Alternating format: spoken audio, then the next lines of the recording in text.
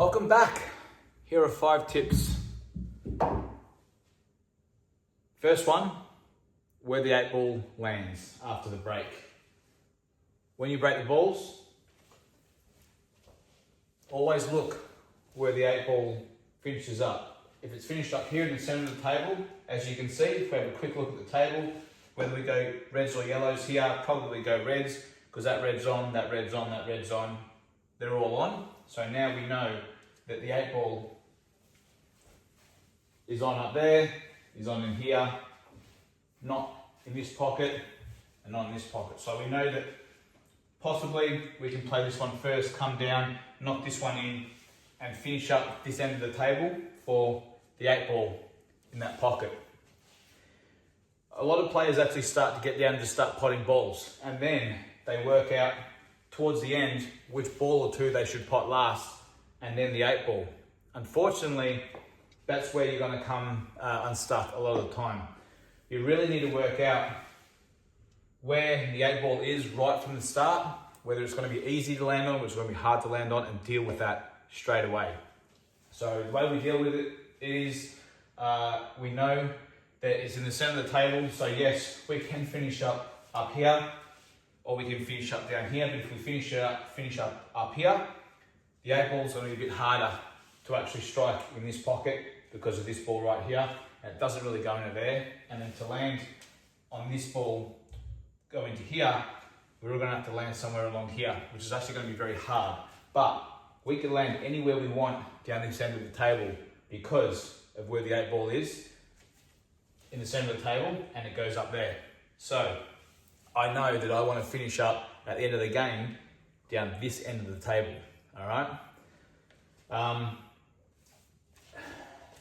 The 8 ball is obviously how we win the game. So there's no point in working that out at the end. We need to work out how we're going to win the game right from the start. And it will make our journey to the 8 ball a lot easier. So for instance, if this 8 ball was say, say here, now we know that we can mop up this end last if we want, or we can mop up this end. It shouldn't really matter too much because all we have to do is land anywhere up along here as long as it's not behind this ball.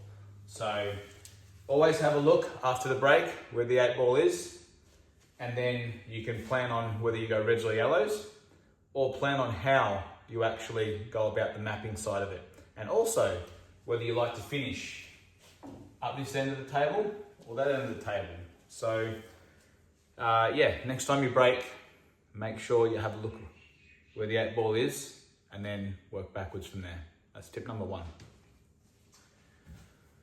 Tip number 2, going to shake someone's hand, take it easy on me. Big mistake. It's all up here. This game is hard enough as it is, and what a lot of players too also do is they lose the match before it even starts mentally up here. So whenever you shake someone's hand, make sure you, in your own head, you say you're going to beat them. All right? If you can't do that, then you're putting yourself behind the 8 ball right from the start. Now, the moment a player comes up to you and shakes your hand, and if they don't look at you in the eye, or they have a wet fish handshake, they don't grab or grip your hand properly, it can be a sign of weakness, and it can make your opponent feel better, or it can make you feel better depending on the situation. So this game is all about 1%ers. If you do not, if you're not worried about that stuff, you're just making the game harder for yourself. But if you are worried about stuff like that and using all these 1%ers to your advantage, then start with a strong handshake, look your opponent in the eye, and never ever, now I've been playing the game, 22 years now, something like that, I've never told anyone to take it easy on me. I've never told anyone, I hope I get a shot. I've always looked at them and said to myself, I'm going to beat you. And that's it. And straight away, inside, I'm feeling good. I'm ready, I'm prepared to play the game for what it is. And win or lose, I know I've given it my best. And then I can move on to the next frame and go from there. So Very, very important when you shake someone's hand, do not give up any tells or signs that you're scared or weak or afraid. We all are. I've played people before and, you know, I'm feeling nervous or I'm like, oh, you know, I've been unlucky to get them in the draw early up or whatever, but I'll shake your hand and I'll do whatever I can to beat you and then move on. So that's tip number 2. All right, tip number 3, leaving your dead balls to last. So in this situation, we broke the balls. They've all landed pretty good, but we see we have a little cluster here. And straight away, I know that a yellow ball here can actually open them up quite nicely. Or a red ball too, but honestly, I could play this one and try and stun across into there. Or I could play this one, get a better angle, and then try and go into that later. But at the moment, yellow's pretty good. Or, if you think outside the box a little bit, this red ball, if you want to go reds, you can actually hit the red onto the yellow, open them up, and knock the red in the center pocket. So there's a lot of things you can do in these situations, but you have to do them early. I've got all my soldiers on the table. They've got all their soldiers out on the battlefield as well. You want to do it early. There's no point in knocking all these balls in if we're going yellows, all right?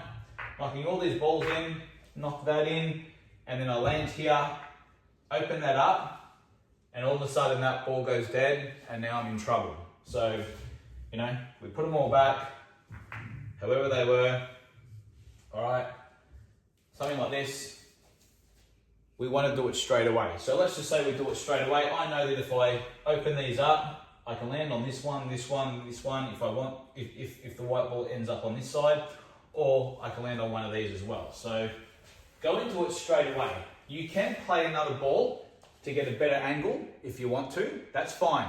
If you need to, always have a reason to pot a ball. So don't just put a ball for the sake of it. Either break them up now, or if I can pot another ball and get better position, so I have a better angle, then that's fine. As long as you have a reason, it's fine. But for now, I'm going to open them up, something like this.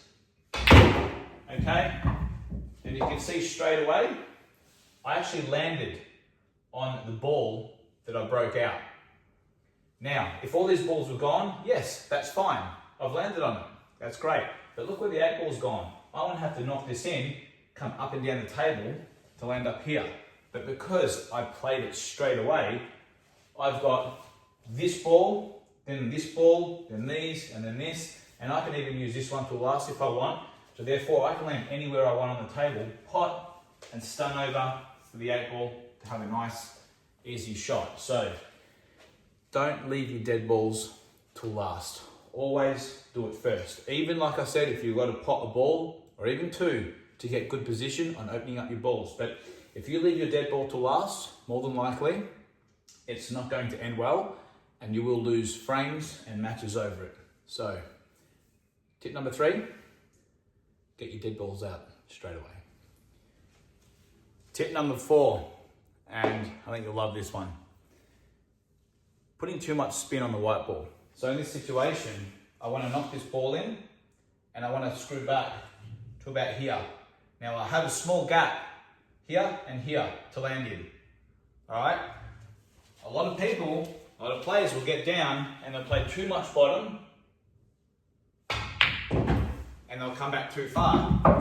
Or they'll play the same shot again and they'll be scared of coming back too far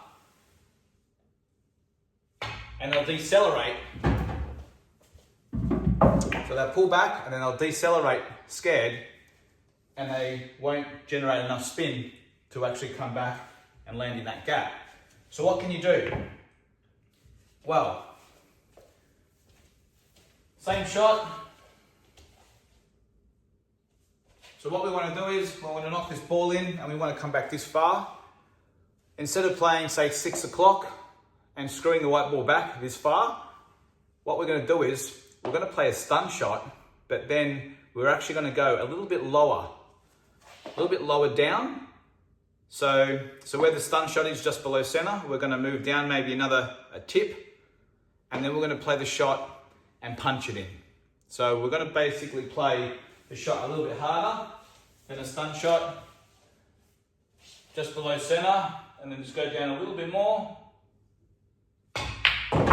And you can see how the white ball comes back that much.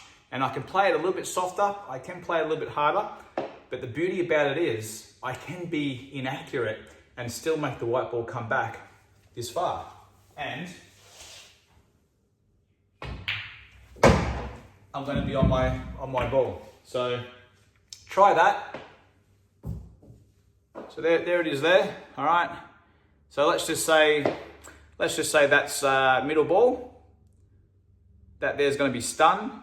We want to play just a little bit lower like that. Okay, so we're going to hit there. Play the shot at a nice pace like what I did, and you'll see the white ball hit the object ball and just come back a little bit, and that's it. You can play that shot over and over and over again, and you're going to get the same result. So all you got to do is concentrate on knocking it in, and now you're sort of punching it in a way, and the white ball's coming back a couple of inches. Therefore, you're not going to overscrew it, and you're not going to underscrew it. So it's basically just think of it as a stun shot, but you're going down a little bit further on the white and playing the same shot, and the white ball then will come back that far. So give it a go. Tip number 4. Last one, natural angles, tip number 5. We can all play execution shots. So we all can pot a ball and start the rail, or we all can pot a ball and screw back. But sometimes it's nice to actually let the natural side of it do its job. What I mean by that is, let's just say I can pot this ball. So I want to land somewhere over here on this ball. I can pot this ball like that. All right, and now you can see that I've landed pretty straight. So now I can come off the rail and then come down in this direction. So that is a natural shot. So if I was going to pot this ball like this, but I landed too straight, now I'm going to have to screw back. And by screwing back, I can decelerate, I can overdo it, I can have a lot of pressure on me. So if I were to keep putting balls up like this and trying to screw back in this position, after a while, you'll start seeing inaccuracies. All right? So like that one there, gone a little bit too far. But if we try and play, instead of being up here, if we try and play a bit lower on the object balls and then just run off them, I can play down there and land here all the time, and I don't even have to actually concentrate. All right, and this can mean for everything. You can see I'm actually landing on that nice and straight. So again, not straight, we want angle, and I can just keep doing that all day, and I'm going to land on the object ball all the time. So if you can, even if a shot is, say, I want to land on this ball up here, I've got, say, this ball, and I play one of my other balls, I don't want to try and land high or straight so I can screw back. Yes, you can if you want, but you want to try and land a little bit lower. So now I can come off the cushion here, and then land on that ball. So you can see by using natural angles that you can actually make the game a lot easier for yourself, and it's less pressure on you as well. So I hope these 5 tips helped. Please let me know what you think. Again, like and subscribe and do all that. Helps me and the channel out. And have a great Christmas. I'll see you soon. Cheers.